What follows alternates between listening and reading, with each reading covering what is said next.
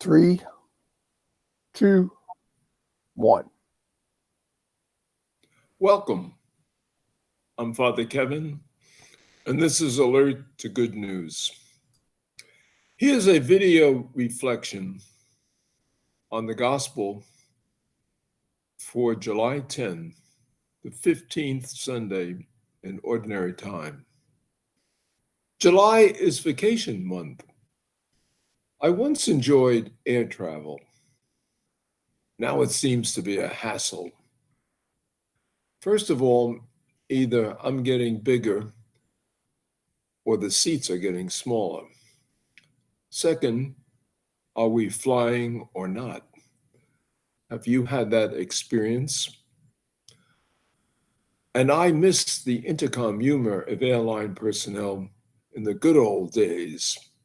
For example, I remember a captain saying on People Airline, "We have now reached our cruising altitude.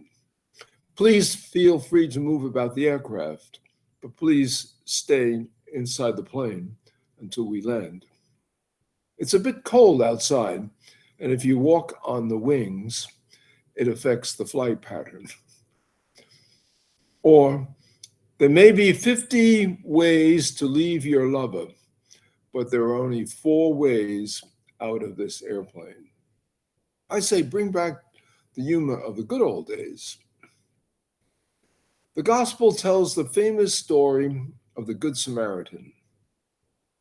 In those days, a Samaritan was persona non grata among the Jews, someone you would never be seen with it. And that's the shock value of this parable. Who's our neighbor? Everyone. Every man, woman, child, whatever ethnic background, religious tradition, sexual orientation, is our neighbor. Now, there are many good Samaritan-like stories. Some of you may have heard of the Academy Award winner, Sidney Poitier, who appeared in Raisin in the Sun. It's a classic movie. It was also a Broadway play about an African American family in a Chicago tenement. The storyline is simple enough. The mother inherits $10,000 from the father's life insurance policy.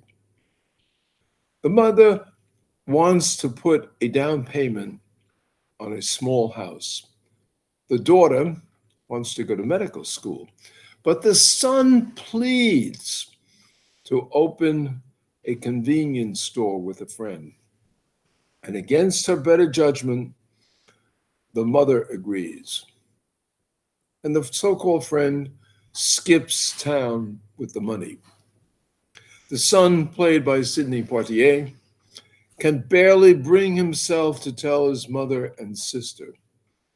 And when he does, the sister launches into a tirade. But the mother interrupts her and says, "I thought I told you to love your brother." "Love him," the daughter says. "There's nothing left to love." The mother replies, "There is always something left to love."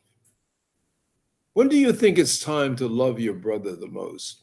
When he's done something good and made things easy for us? No, not at all. It's when he's at his lowest and can't believe in himself because the world has whipped him badly. When you start measuring your brother, measure him right and make sure you've taken into account what hills and valleys he's come through. The mother had it exactly right. The worse things seem, the more to love. Jesus assures you and me of his unconditional love and mercy. Jesus asks you and me to be as ready as he was, to lift one another up, to forgive, to support, to love especially those who may disappoint us the most. All of us have the potential to do great things for God. And it begins with small, ordinary things, random acts of kindness.